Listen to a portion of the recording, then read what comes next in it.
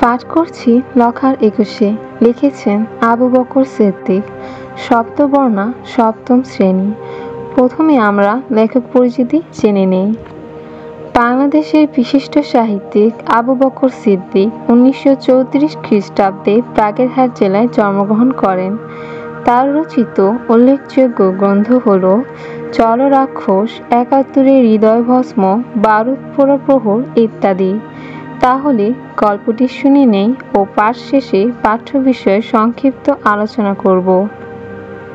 লখার 21। আবু বকর সিদ্দিক। লখার রাতের বিছানা ফুটপাতের কঠিন শান।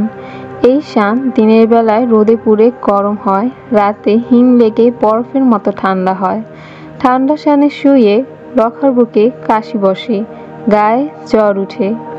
বাপকে লখা দেখেনি, চেনে না। মা তার দিনভর কেঁদে কেঁদে ভিক মেঙ্গে ফেরে। লখার দিন কাটে গুলি খেলে, ছেঁড়া কাগজ কুড়িয়ে, বন্ধুদের সঙ্গে মারামারি করে আর খাবারের দোকানের এঁটো পাতা চেটে। রাতে মায়ের পাশে শুয়ে লখা খিদের কষ্ট ভুলে যায়। এই লখা ছায়া দেখলে বুক কাঁপে যার। সে আজ ভোর রাতে মায়ের পাশ থেকে উঠে পড়ল। মা মুখ হা করে ঘুমোচ্ছে।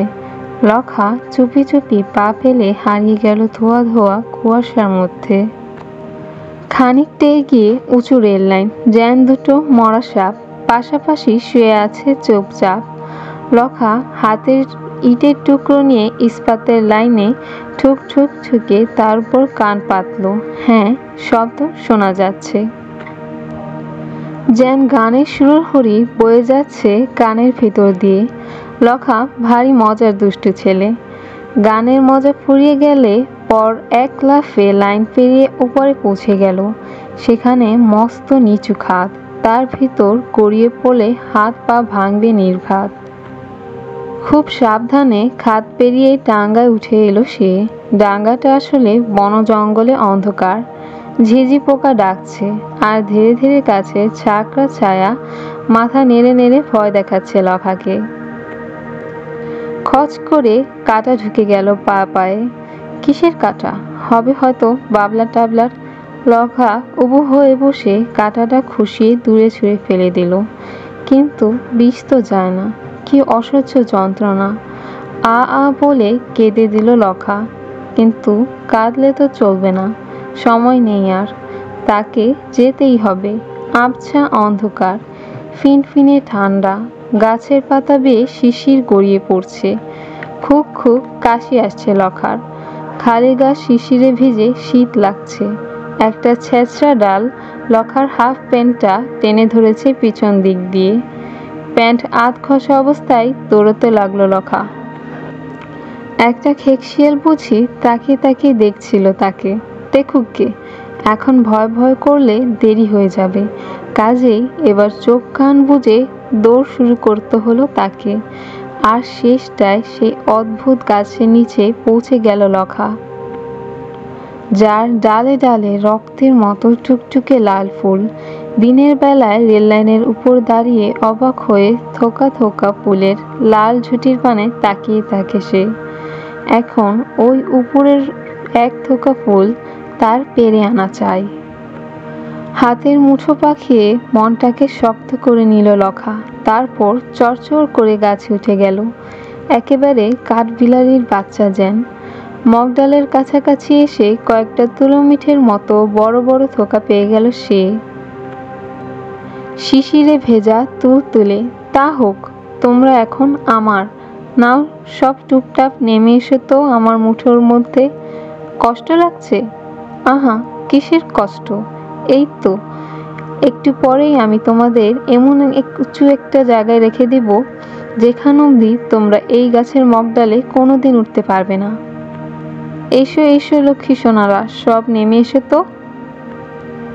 ফুল নিয়ে যখন মাটিতে নেমে এলো লখা, তখন সারা শরীর জ্বলে যাচ্ছে তার। কোনোই ও বুকে চটচটে ঠান্ডা, হাত দিয়ে টের পায় টাটকা রক্ত।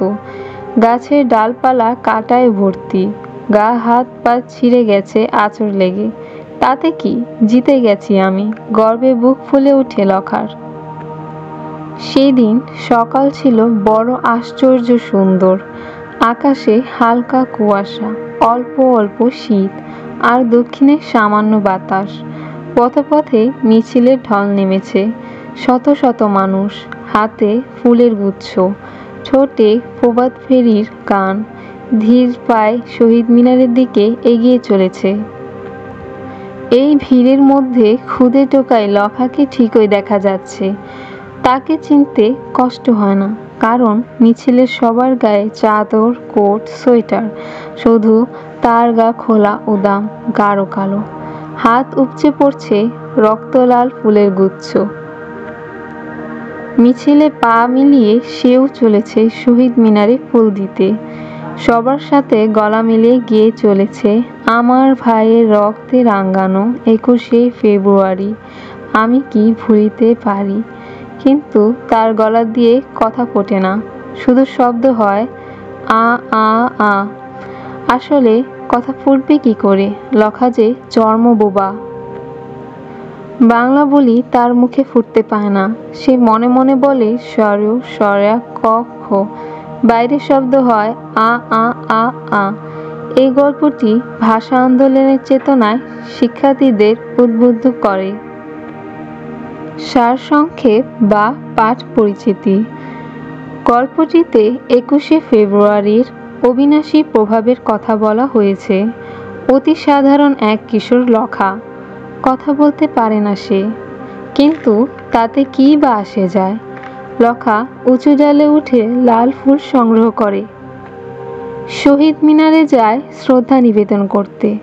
কথা বলতে না পারলেও তার মুখ দিয়ে আ আ ধ্বনির মধ্য দিয়েই বেরিয়ে আসে বাঙালির গর্বের উচ্চারণ, আমার ভাইয়ের রক্তে রাঙানো 21শে ফেব্রুয়ারি।